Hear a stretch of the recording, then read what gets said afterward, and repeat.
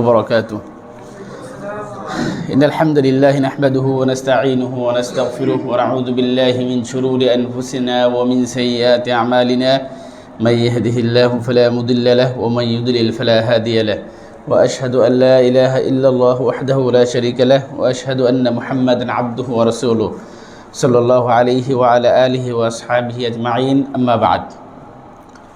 প্রিয় উপস্থিতি, আমাদের সিরাত রাসূল সাল্লাল্লাহু আলাইহি ওয়াসাল্লাম ধারাবাহিক আলোচনায় আমরা গতকালকে আলোচনায় করছিলাম যে হামজা রাদিয়াল্লাহু তাআলা আনহুর শহীদ করার আগ মুহূর্তে তাকে সে শহীদ করছিল কে? ওয়াহশি। তার আগে আমরা আবু দুজানার কথা বলছিলাম যে আবু দুজানা কার তলোয়ার নিয়ে যুদ্ধ করছিলেন?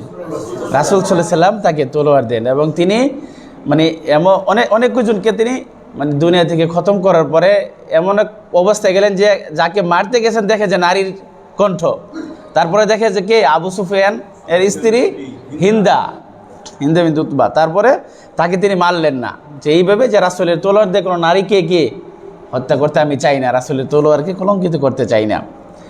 এইভাবে হামজা রাদিয়াল্লাহু তাআলা আনহু যুদ্ধের ময়দানে প্রচণ্ড বেগে যখন যুদ্ধ করে কাফেরদেরকে ছত্রভঙ্গ করে দিলেন, মানে তখন হয়তো একসাথে সারিবদ্ধভাবে হয়তো যুদ্ধ করতো, কিন্তু তাদেরকেও আবু দুজানা এবং হামজা রাদিয়াল্লাহু তাআলা আনহু ছত্রভঙ্গ করে দিলেন।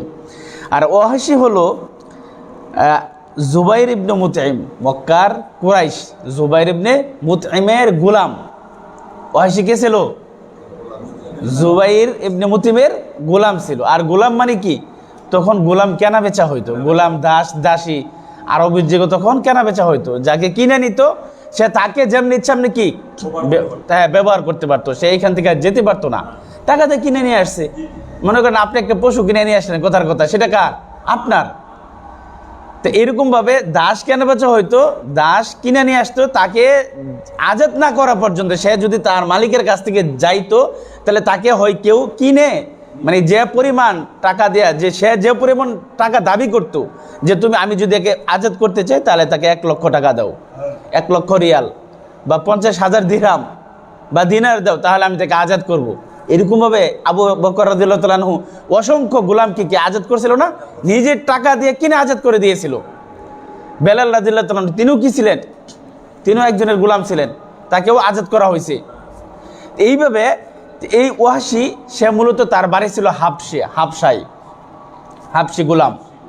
কিন্তু হাবশারা আপনার মানে কি বলে এটাকে, বর্ষা নিক্ষেপে খুব পারদর্শী ছিল, মানে লক্ষ্যভ্রষ্ট খুব কম ভুল হইতো, যেখানে মারতো সেখানেই লাগতো, এই দিক দিয়ে খুব পারদর্শী ছিল।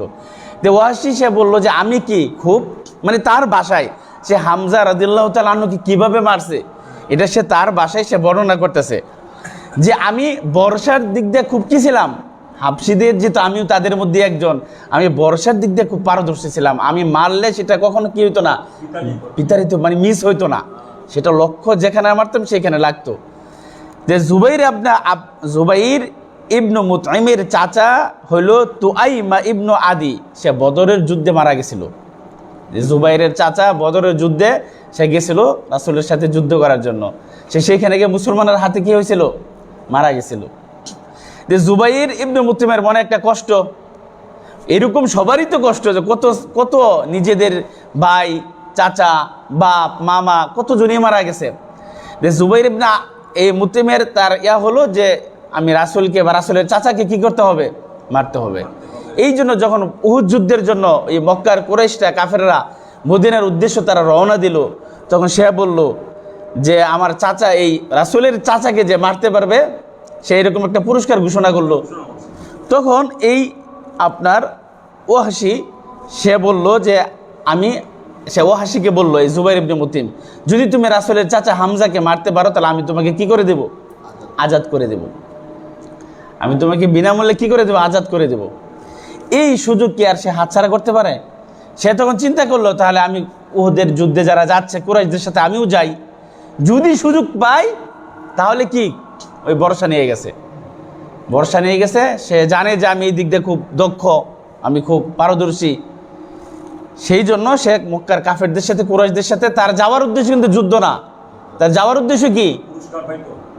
ওই সে আজাদ হইতো, মানে রাসূলের চাচাকে মারতো, মারার পরে তাকে কি আজাদ করে দিবে আর সে চলে যাবে।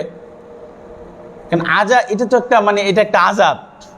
তখনকার যুগে যেমনি সেমনি ব্যবহার করতো, নির্যাতন করতো, কথা না শুনলে তাদের উপর লাগাম মার দিত, বিভিন্নভাবে তাদেরকে অত্যাচার করত। এই জন্য সে এই সুযোগটাকে হাতছাড়া করতে চাইলেন না। এই জন্য ওয়াহশী বলতেছে, যখন আমি সুযোগটা পাইলাম আমিও বর্ষা নিয়ে কাফেরদের সাথে চলে গেলাম যুদ্ধে। যখন যুদ্ধ চরম পর্যায়ে লেগে গেল, তখন আমি কোনো একটা গাছের আড়ালে অথবা বড় কোনো পাহাড় মানে পাথরের আড়ালে আমি লুকিয়ে আসি, যে কখন সুযোগ পাই। মানে সে হামজা রাদিয়াল্লাহু তাআলা আনহুকে তালাশ করতেছে, খুঁজতে যে কোথায় আছে। সে তার দান্দা ওইটাই যে কোথায় রাসূলের চাচা আছে, এবং সে ওই চিন্তায় সে ওই তার পিছনে পিছনে দূর থেকে সে বর্ষা নিয়ে সে অপেক্ষা করতেছে। যখনই আমি সুযোগ পাবো তখনই কি দূর থেকে বর্ষা মেরে হামজাকে সে মেরে ফেলবে। দেখেন আল্লাহ। এইভাবে যখন হামজা রাদিয়াল্লাহু তাআলা আনহুকে তিনি পেয়ে গেলেন যুদ্ধের ময়দানে, তিনি সমস্ত কাফেরদেরকে ছন্ন বিচ্ছিন্ন করে ফেলছে, মানে তাদের মানে ছত্রভঙ্গ করে দিছে একদম কাফেরদেরকে। আর এমনই অবস্থায় সিবা ইবনে আব্দুল উজ্জা নামে এক ব্যক্তি কাফের, সে হামজা রাদিয়াল্লাহু তাআলা আনহুকে মারার জন্য আসতেছে। হামজা রাদিয়াল্লাহু তাআলা আনহু তাকে কি করে দিছে? তাকে মেরে দিছে, খতম করে দিছে।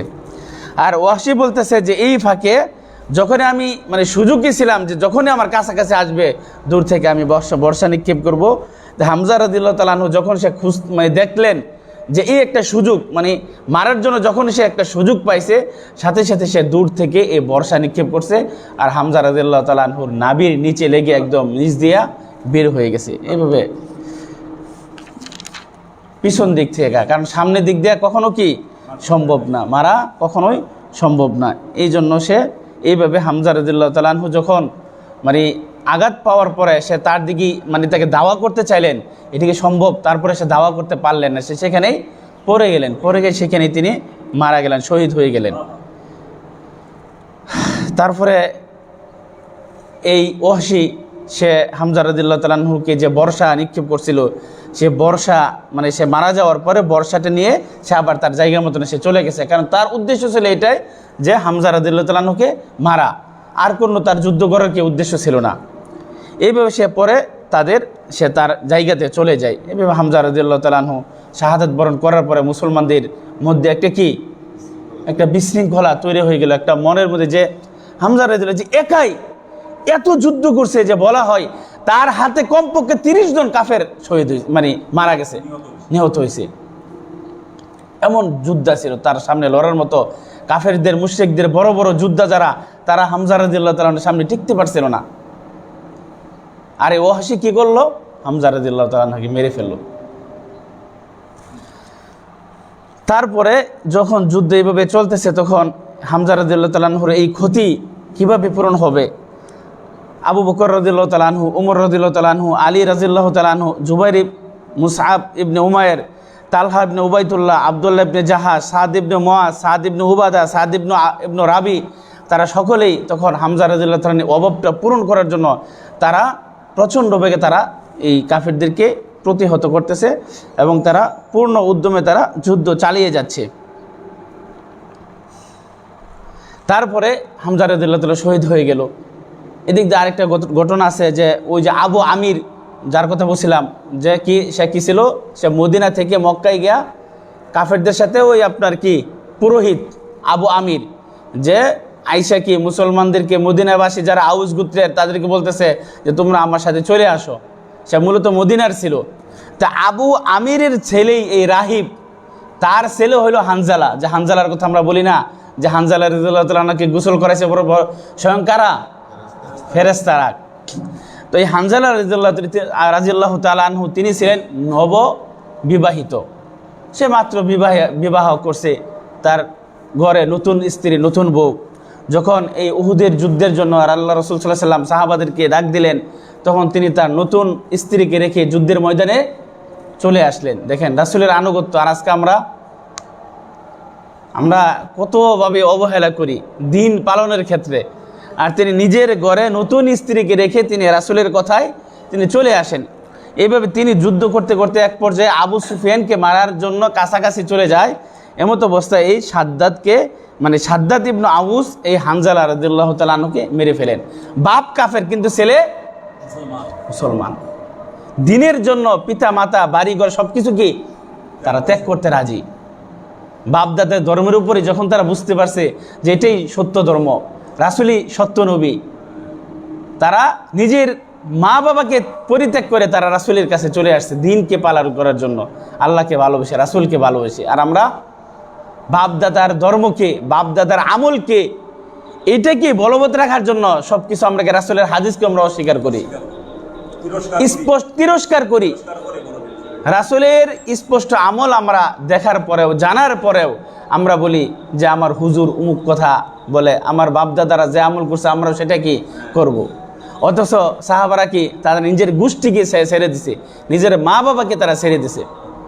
এমনও আমরা তো মনে করেন যে আমরা জন্মসূত্রে মুসলমান, এমনও দেখেন যারা অমুসলিম দেশ আছে, আমেরিকা বলেন, ব্রিটেন বলেন, ফ্রান্স, রাশিয়া বলেন, অনেক মুসলমান আছে যারা যখন ইসলামকে বুঝছে, বুঝার পরে সে ইসলাম ধর্মে চলে আসছে, কিন্তু তার পরিবার পুরোটাই কি অমুসলিম। আমাদের দেশে আছে না অনেক হিন্দু ভাই যারা কি মুসলমান হয়, কিন্তু তারা তাদের জ্ঞাতি গোষ্ঠী সবকে ত্যাগ করে তারা কি চলে আসতে হয় সব কিছু ছেড়ে।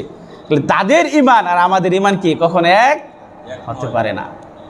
তারা যে মানে সংগ্রাম করে, তারা যে কষ্ট করে দুনিয়া এবং পরকাল দুইটার সাথেই, তারা যে কষ্ট করে সেই কষ্ট আমরা করি না। আমরা এত সুযোগ সুবিধা পাওয়ার পরে আমরা কি আল্লাহ তাআলার এবং রাসূলকে ভালোবাসতে পারি না, আমল করতে পারি না, আমরা অলসতা করি, আমরা দিন বুঝতে পারি না, দিন শিখতে চাই না আমরা। আল্লাহ তাআলা আমাদেরকে হেফাজত করুক। দেখেন এইভাবে হামজা রাদিয়াল্লাহু তাআলা আনহু শহীদ হয়ে গেলেন। তারপরে আবু দুজানা সেও শহীদ হয়ে গেলেন। তারপরে হানজালা রাদিয়াল্লাহু তাআলা আনহু তিনিও শহীদ হয়ে গেলেন। তারপরে জাবালে রুমাত, ওই যে তীরন্দাজের কথা বলছিলাম, 50 জন তীরন্দাজ আব্দুল্লাহ ইবনে জুবাইরের নেতৃত্বে আল্লাহ রাসূল সাল্লাল্লাহু আলাইহি ওয়াসাল্লাম এমন গুরুত্বপূর্ণ একটা পয়েন্টে আল্লাহ রাসূল দেখে দিলেন, বললেন যে তোমরা যত কিছু হোক না কেন আমার নির্দেশ না পাওয়া পর্যন্ত তোমরা এই জায়গা ত্যাগ করো না।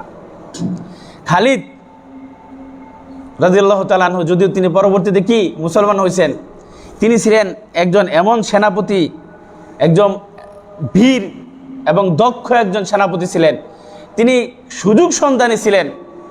যারা ঘোড়সওয়ার, যারা ঘোড়া নিয়ে যুদ্ধ করতেছিল তাদেরকে নিয়ে যে মুসলমানদেরকে কিভাবে মানে বের দেওয়া যায়, সে এই জন্য গুরুত্বপূর্ণ একটা পয়েন্ট এই জাবালে রুমাতের যে গিরিপথ, এই দিক দিয়ে সে একবার চেষ্টা করছে আসার জন্য, মুসলমানদেরকে আক্রমণ করার জন্য, কিন্তু এই তীরন্দাজদের তীরের মুখে তারা টিকতে পারে নাই, তারা পিছনে হটতে বাধ্য হয়েছে।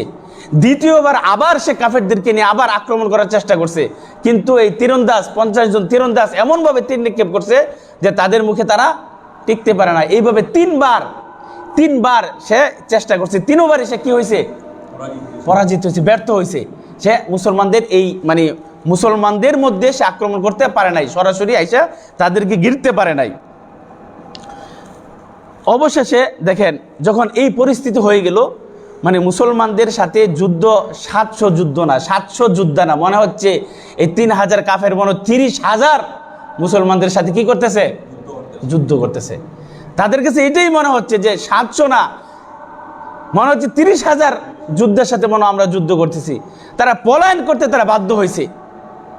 এই যুদ্ধের ময়দান এমন মুসলমানদের অনুকূলে ছিল, মুসলমানদের পক্ষে এমনটাই ছিল যে তারা মুসলমানদের সাথে তখন কি করতেছিল না, পারতেছিল না।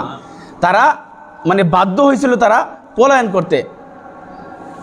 যেমন কয়েকটা উক্তি বলা হয় যে আব্দুল্লাহ ইবনে জুবাইর রাদিয়াল্লাহু তাআলা আনহু তিনি বর্ণনা করেন তার পিতা থেকে যে আল্লাহর শপথ, আমি দেখছি যে হিন্দা বিনতে উতবা, আবু সুফিয়ানের স্ত্রী, যুদ্ধের ময়দানে এমন পরিস্থিতি হয়েছে যে সে তার সঙ্গীদেরকে নিয়ে কাপড় উঠায়া দৌড় দিয়ে পলায়ন করা শুরু করছে।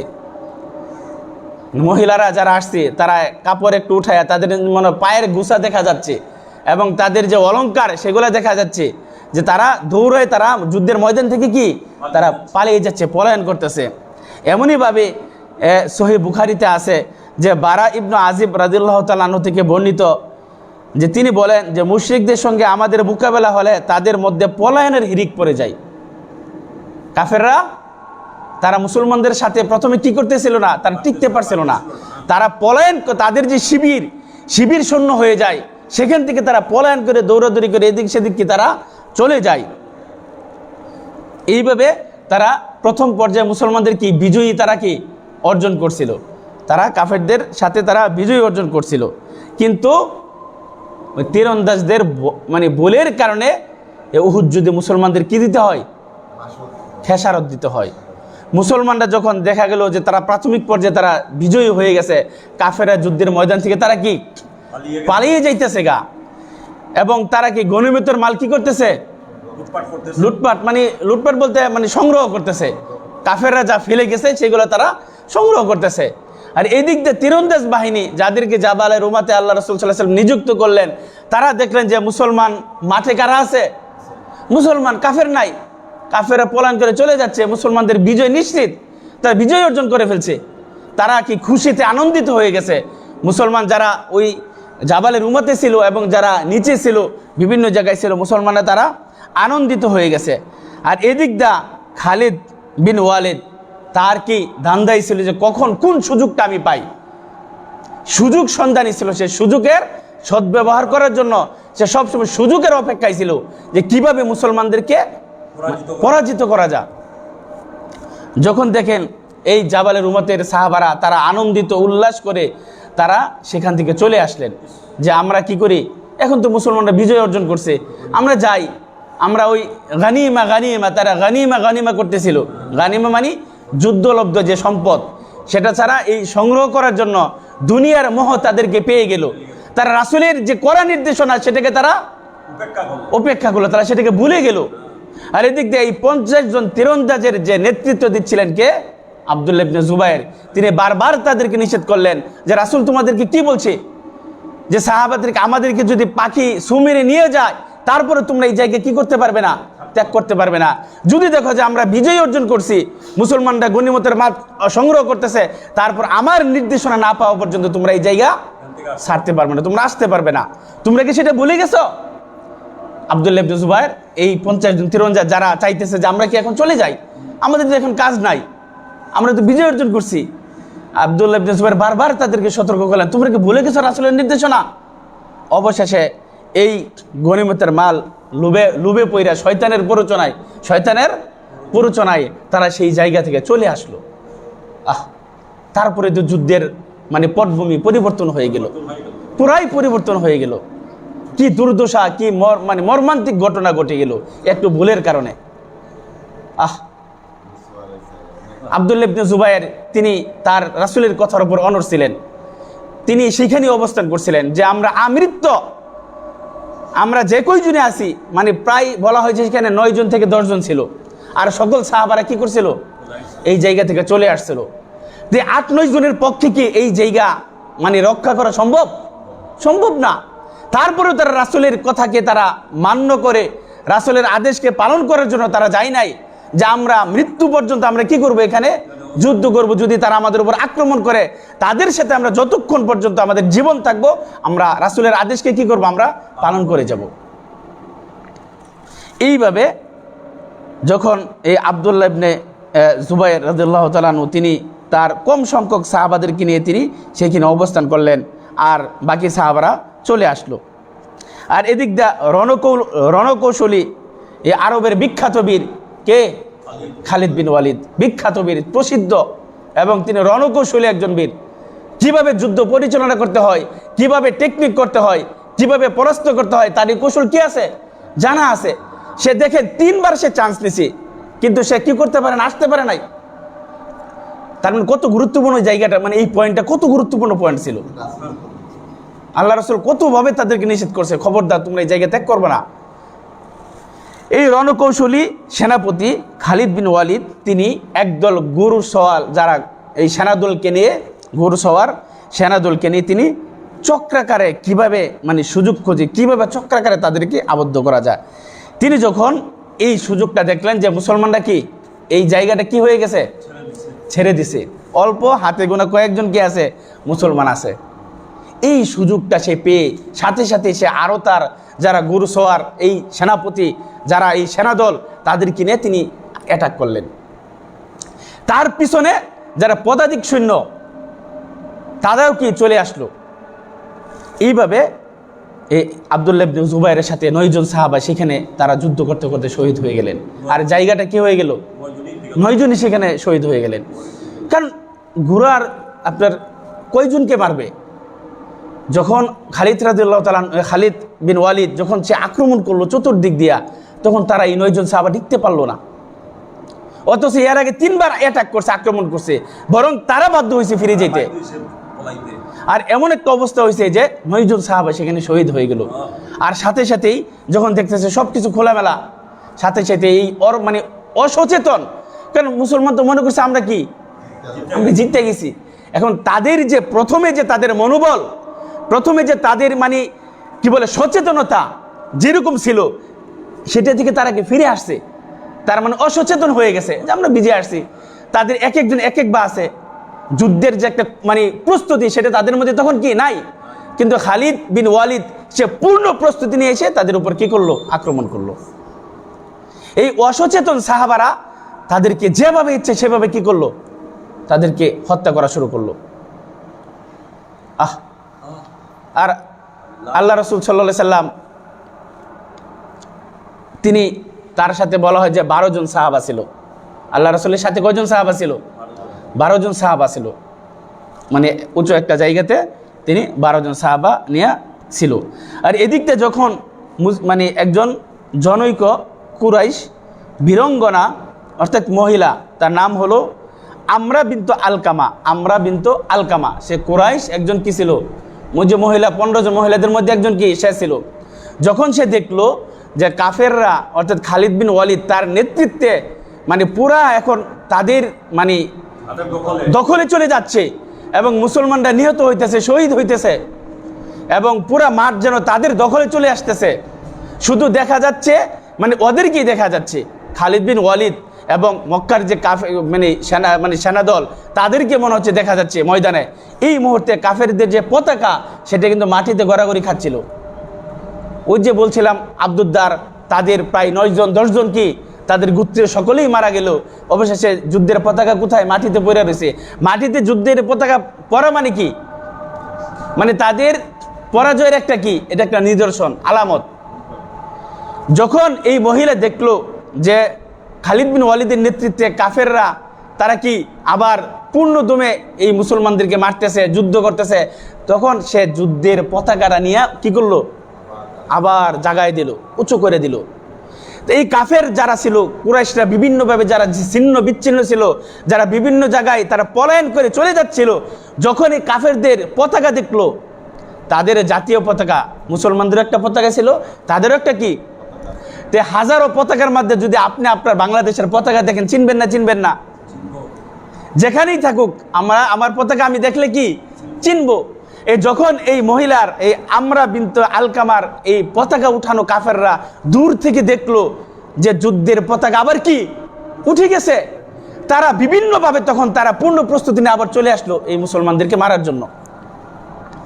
মানে কাফেররা ছিন্ন বিচ্ছিন্নভাবে তারা ছত্রভঙ্গ হয়ে চলে যাচ্ছিল, তারা পরাজয় বরণ করছে। এটা ভেবে যখন মানে পতাকা দেখছে তখন বুঝতে পারছে কি যে কাফেররা আমাদের বাইরে আবার কি উঠে দাঁড়াইছে, যুদ্ধের মাঠ পরিবর্তন হয়ে গেছে। তারা এইভাবে এসে মুসলমানদেরকে তারা কড়াভাবে তারা আক্রমণ করলো। এইভাবে এই তীরন্দাজ কয়জন মারা গেল এবং এরপরেই তো এই 70 জন সাহাবা, যে মানে বলা হয় যে 70 জন সাহাবা আমার শহীদ হয়েছে। এই ভুলের কারণে কি 70 জন সাহাবা এই বদরের উহুদের যুদ্ধে উহুদের প্রান্তরে শহীদ হয়েছে। খালি লাশ আর লাশ, কি রক্তাক্ত মুহূর্ত। আল্লাহ রাসূল যখন দেখলেন যে খালিদ বিন ওয়ালিদকে দেখা যাচ্ছে, তখন আল্লাহ রাসূল সাল্লাল্লাহু আলাইহি ওয়াসাল্লামের সামনে 2টা পথ ছিল। একটা পথ হলো যে সে নিজে যে কজন সাহাবা ছিল তার সাথে ওদেরকে নিয়ে এই জায়গা ত্যাগ করে অন্য জায়গায় চলে যাওয়া, অথবা তিনি বীরত্বের সাথে মুসলমানদেরকে, যে মুসলমান সাহাবারা যারা অসচেতনভাবে ছিন্ন বিচ্ছিন্ন হইয়া তার গনিমতের মাল সংগ্রহ করতে গিয়া এই যে একটা পরিস্থিতি হয়ে গেছে যে তাদেরকে একত্র করা। আল্লাহ রাসূলের সামনে দুইটা পথ ছিল, এক হলো যে যুদ্ধের ময়দান থেকে পলায়ন করা, অথবা মুসলমানদের কি করা, সাহাবাদেরকে একত্রিত করা। আল্লাহ রাসূল সাল্লাল্লাহু আলাইহি ওয়াসাল্লাম তার প্রিয় সাহাবাদেরকে রেখে কি যেতে পারেন? মানে এমন একটা পরিস্থিতি সেখানে তৈরি হয়েছিল যে আল্লাহ রাসূলের সাথে মাত্র কয়জন সাহাবা ছিল? 9 জন বা 12 জন, বলা হয় যে 12 জন। অথচ অন্য সকল কাফের মুশরিকরা তারা ভর্তি হয়ে গেছে মাঠ। আল্লাহ রাসূল যদি ডাক দেয় সাহাবাদেরকে যে তোমরা কোথায় আছো, সকলে একত্রিত হও, এই সাউন্ডটা আগে কাদের কানে যাবে? আগে কাফেরদের কানে যাবে।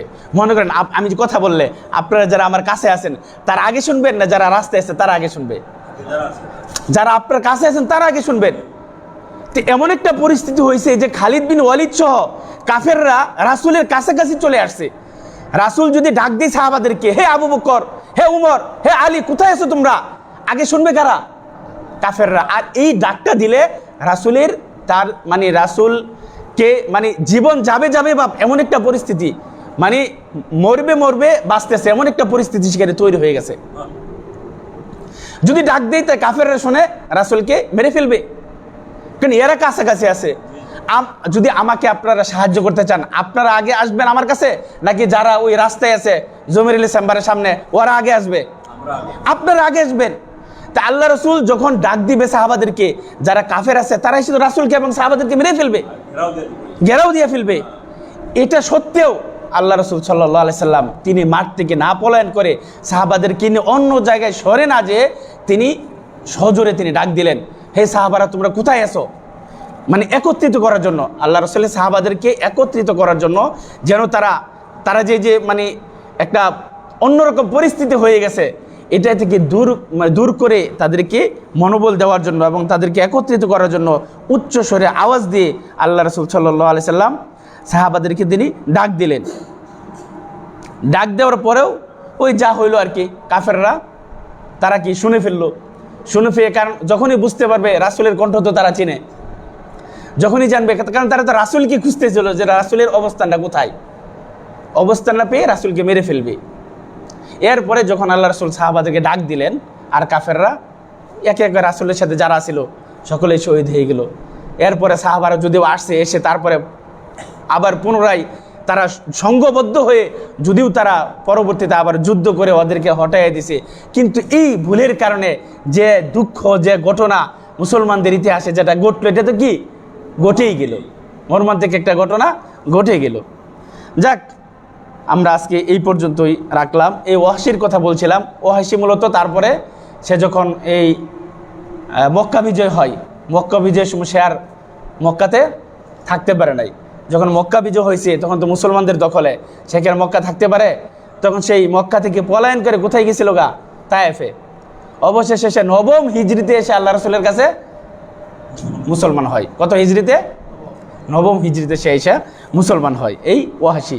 এবং অবশেষে আল্লাহ রাসূল তাকে বলছিলেন যে তুমি আমার সামনে কি আর আইসো না।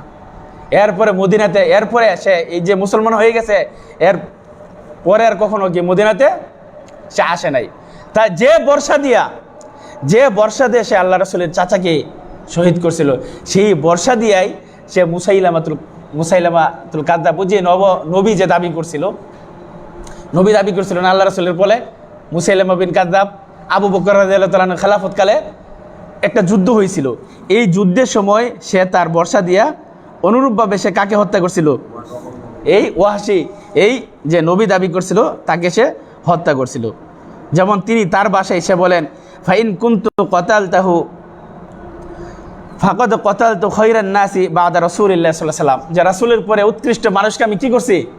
হত্যা করছি, হামজা রাদিয়াল্লাহু তাআলা আনহুকে। অনুরূপভাবে তিনি বলেন ওয়াকাদ কতালতু শাররান নাসি, অনুরূপভাবে আমি মানে ইয়ারমুকের যুদ্ধে, রোমকদের বিরুদ্ধে যে যুদ্ধ হয়েছিল, এই ইয়ারমুকের যুদ্ধে তিনি আপনার যুদ্ধ করে এই যে নবী দাবি করছিল তাকেও তিনি সেই যুদ্ধে হত্যা করেন। যাক, আজকে আমরা যা শুনলাম এই পর্যন্ত, যে আল্লাহ রাসূল সাল্লাল্লাহু আলাইহি ওয়াসাল্লামের জীবনী আসলে অনেক শিক্ষণীয়, অনেক কিছু আছে রাসূলের জীবনী থেকে, সাহাবাদের ঘটনা থেকে কত কিছু শিক্ষণীয় আছে। কি আছে না নাই? অনেক কিছু আছে। যাক, আল্লাহ তাআলা আমাদের সকলকে যেন আমরা শিক্ষা অর্জন করে নিজেদের জীবনে বাস্তবায়ন করতে পারি। আল্লাহ আমাদেরকে সেই তৌফিক দান করুক। সুবহানাকাল্লাহুম্মা ওয়া বিহামদিকা আশহাদু আল্লা ইলাহা ইল্লা আনতা আস্তাগফিরুকা ওয়া আতুবু ইলাইক।